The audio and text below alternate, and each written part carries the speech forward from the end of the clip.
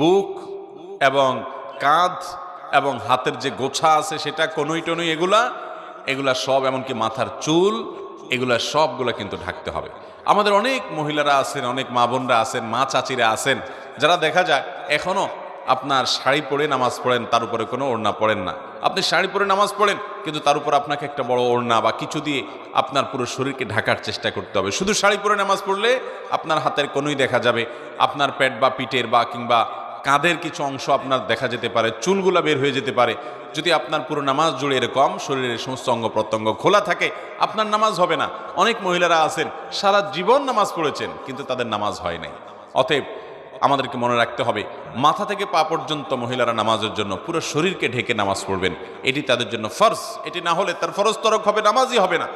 বিধায় এই তিনটি সাবধানতা নামাজের ব্যাপারে আমাদের বোনদেরকে আমি বিশেষভাবে করলাম। আর যারা বয়সে অনেক তরুণী আছেন,